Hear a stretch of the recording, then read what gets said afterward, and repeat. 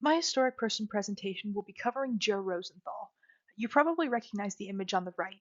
It's raising the flag at Iwo Jima, taken on Mount Suribachi during World War II. This is Rosenthal's most famous photograph and has been reproduced for memorials, political campaigns, and postage stamps. Here, we're going to get a little bit more background about the photo and the photographer, as well as the impact the photo had on modern culture. A little bit of background on Rosenthal. He was born in Washington, D.C. in 1911 and moved to San Francisco during the Great Depression. His first career in journalism was that of a photographer for the Newspaper Enterprise Association, and when World War II started, he applied to be a military photographer for the U.S. Army. He got rejected because of poor eyesight, but he eventually got to cover the war anyway because the Associated Press assigned him to cover the Pacific Front. Quote, he quickly distinguished himself as an outstanding battlefield photographer in arenas including New Guinea, Guam, and Angar before landing on Iwo Jima with the first wave of Marines on February 19th, 1945. And all of this info came from the International Photography Hall of Fame. The photo itself was taken at the Battle of Iwo Jima on Friday, February 23rd, 1945. Rosenthal gave a good account of his experience taking it in an interview with the SF Gate. Fun fact, SF Gate is the sister website of the San Francisco Chronicle, which Rosenthal actually wrote for at one point. And he told SF Gate, quote, the top of Mount Suribachi is an opening to an extinct volcano, and I had to estimate where this flag would be planted and how far back I had to get in order to get the full view of this long pole. So I backed about 35 feet back, and as I did so, I started to slope into the interior of this extinct volcano, which brought up into the foreground a lot of the bramble and brush that had been chewed up by assault firing. I looked around and saw that there was a couple of old sandbags from what used to be the Japanese emplacement there, with a couple of rocks that raised me about a foot and a half higher and added to my 5 feet 4 inches. End quote. According to the IPHF, Rosenthal took a bunch of candid pictures of the Marines raising the flag, but he didn't know if any of the pictures he took were usable, so he staged another one with the Marines posing with the flag.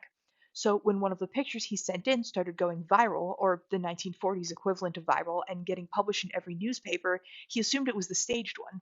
So when people started asking him, hey, is that famous photo staged? He would say, yeah, sure. This led to numerous misconceptions that the flag raising photo was staged, which he would fight for his whole life.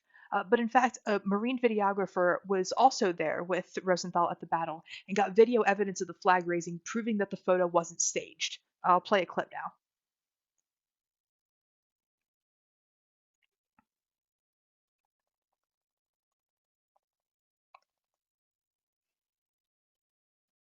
There's no sound.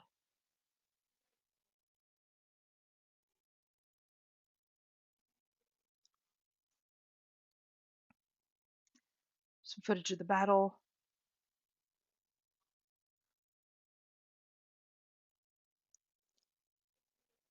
getting the flag ready, getting ready to raise it up, and there they go. Yeah, so there's the proof that the actual flag raising photo was not staged and it actually happened like that. Rosenthal didn't get much monetary benefit from the photo. He told SF Gate that he received less than $10,000 for it, which is surprising considering the widespread cultural impact of the photo. The photo won the 1945 Pulitzer Prize in Photography, and it actually was given the award based on a special exception. Because according to the Pulitzer website, the board usually only considers submissions from the previous calendar year when choosing a prize. However, this photo won a Pulitzer only 2 months after it was taken. Rosenthal's editor at the Associated Press said that, quote, the material was so outstanding that it merited consideration accordingly. So he sent it in ahead of time, and the board reviewed it and ended up giving Rosenthal the prize. And the editor had a point considering the impact of the actual photo. It was featured on postage stamps, and it inspired a poster for the Seventh War Loan Program, which ended up raising $26 billion for the war effort. You can see that poster on this slide. The photo was also used as a model for the Marine Corps War Memorial in Arlington, Virginia, which we can see on the next slide. The photograph provides a clear example of how journalism can shape public opinion, especially during a time of crisis. Edward T. Linenthal wrote that one of the main impacts of the photo was that it increased American spirit and even created a heroic narrative for people to follow and support. He said, quote, usually narratives gather force through ritual repetition and and eventually inspire iconic representation, which then anchors the story through symbolic forms in collective memory. With regard to Iwo Jima, however, the heroic narrative did not generate iconic representation, just the opposite. And of course, the shapers of the heroic narrative did not invent the flag raising. They merely selected the most powerful image from the photographic representations of the event that February morning. End quote.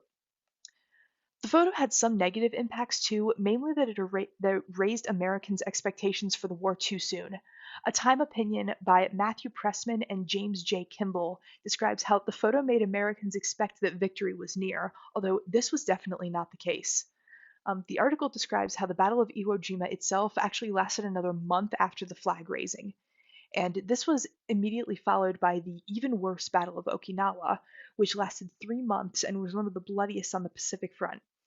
This quickly dashed the hopes of the American public, and Pressman and Kimball suggest that it may have even increased support for the eventual atomic bombing of Japan. Quote, it's impossible to know whether Rosenthal's Iwo Jima photo contributed to that public support for the A bomb, they said. But after seeing that picture, some Americans surely believed that victory was imminent, and they must have been deeply disillusioned when they realized it wasn't so, and thus perhaps more likely to support any measure that might render unnecessary a full scale invasion of Japan. The United States government quickly realized they had to dial back on the positivity in their posters and campaigns, and started making propaganda films that called Iwo Jima a minor outpost and warned Americans of the continuing dangers. Quote, over the last 75 years, the photo stature has continued to grow, but it has also become decontextualized, said Pressman and Kimball. It has morphed into an all purpose symbol of American military heroism, losing its original association with an overly optimistic narrative about the end of the war in the Pacific. And maybe that is as it should be. The photo does accurately convey the bravery and sense of purpose of the flag raisers. However, it is worth remembering that in times of war, the government and the news media often craft narratives that serve their purposes. The government wants to gain support for its policies, and media outlets want to satisfy their audience's desires. Joe Rosenthal's flag raising photo is a prime example of how even accurate reporting and legitimate feats of heroism can contribute to misleading narratives. Despite the photo's widespread impact, Rosenthal told SF Gate he didn't want to make himself seem like a hero for taking it, and he stressed more the importance of the photo itself. He said, quote, the photo has a good purpose in the attention it brings to what these men accomplished. I'm aware that it means something to them, and I'm glad of it. I'm also aware, from a standpoint of a photographer who, for the sake of photographers, generally has shown that a photograph can have a lot of meaning to a lot of people and can last a long time. Indeed, whatever the eventual effects of this photo were, Rosenthal is a prime example of how journalism, especially photos and other visual journalism, can have direct impacts on people and how they think about current events. And here's some of my sources.